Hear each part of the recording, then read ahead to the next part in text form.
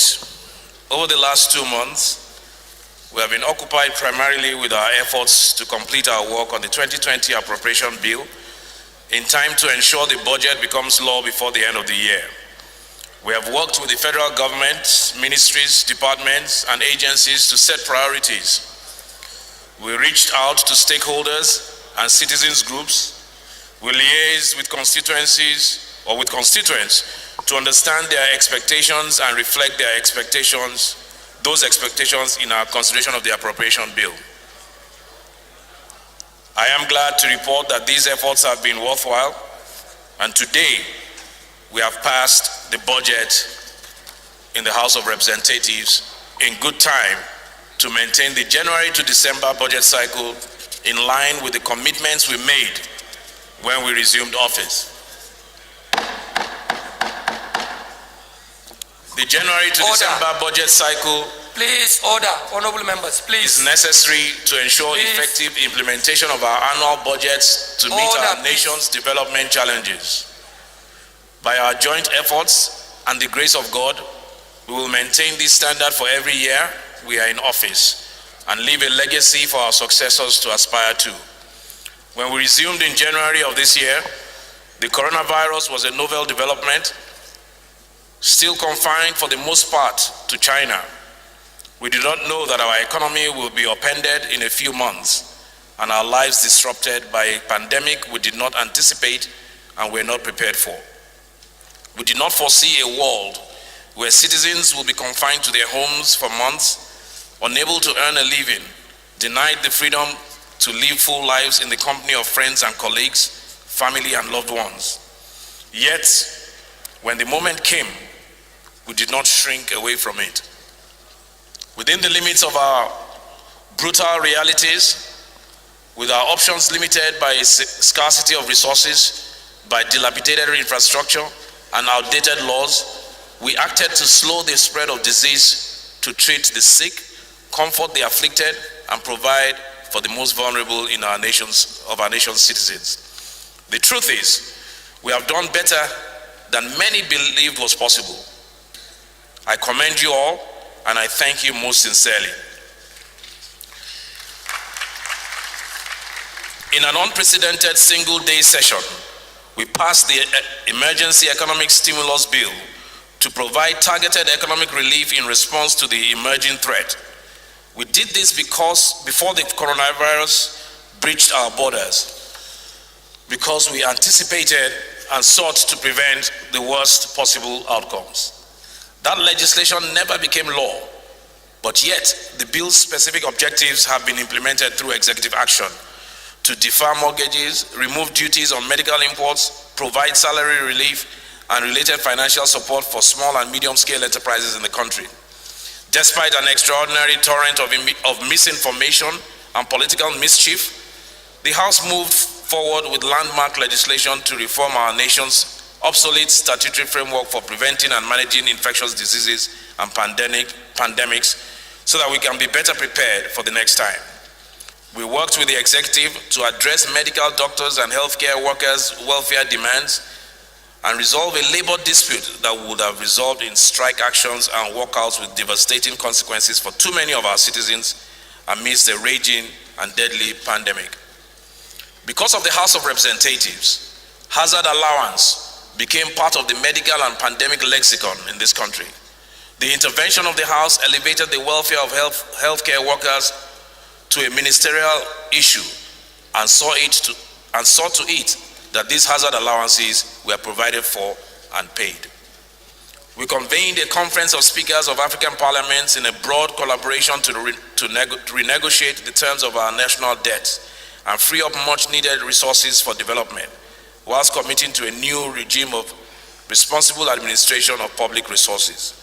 We recognize that governance in a time of uncertainty required us to change the way we conduct legislative business.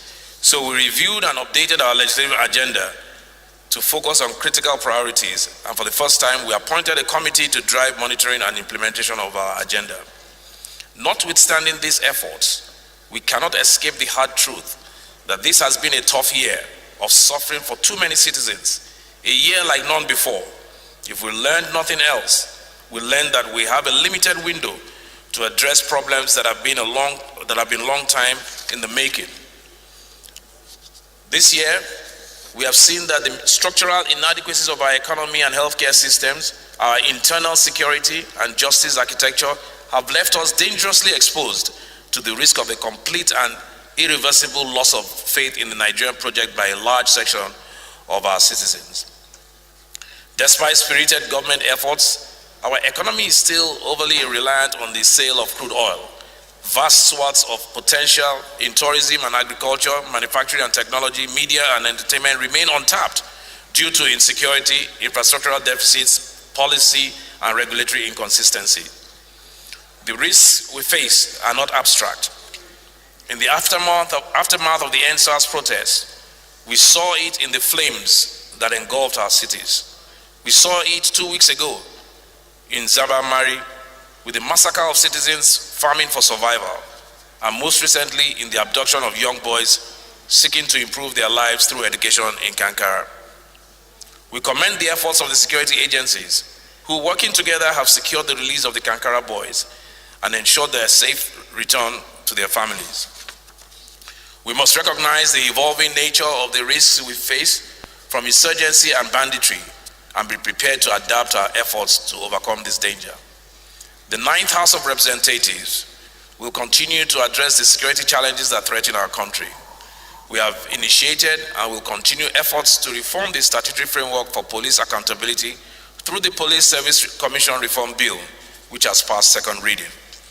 We will continue to exercise our constitutional powers of oversight to demand more from the military and security services, even as we make sure to provide the resources they need to train, equip, and provide for the welfare of their men and women who bear arms on our nation's behalf and in our name. The responsibility of undoing the damage of many years has fallen on us. We have a lot of work to do. We are each called to lead our nation towards the promised land, to restore the dignity of every man, woman, and child who swears allegiance to our Constitution and salutes our nation's flag. We will improve Nigeria by building infrastructure that provides jobs, by protecting our people's lives and property, and repairing the relationship between citizens and the state. This is what we must do to restore faith in Nigeria's promise and prevent the risk of a destructive renegotiation of our nationhood. Honorable colleagues, I do not speak to you today from a place of despair. I come to you with an abundance of hope and an unshakable belief in the triumphant spirit of our nation.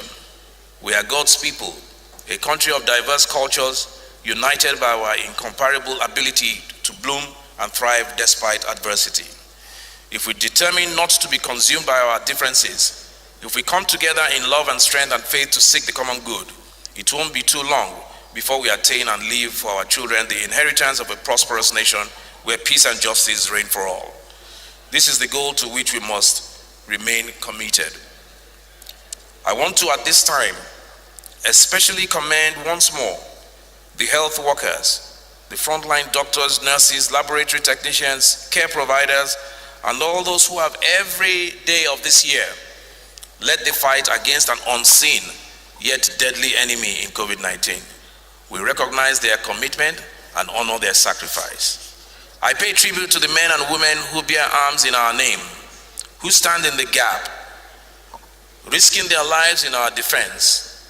Let us all carry in our hearts the memory of those who have paid the highest price in blood in defense of our Constitution and our democracy. May God bless and keep them all forever. I remember also the ones we lost this year, our dearly beloved colleagues, friends, and family who reached for the heavens and touched the hand of God. We mourn them still, but find comfort in the memory of their lives and the assurance of their peaceful repose.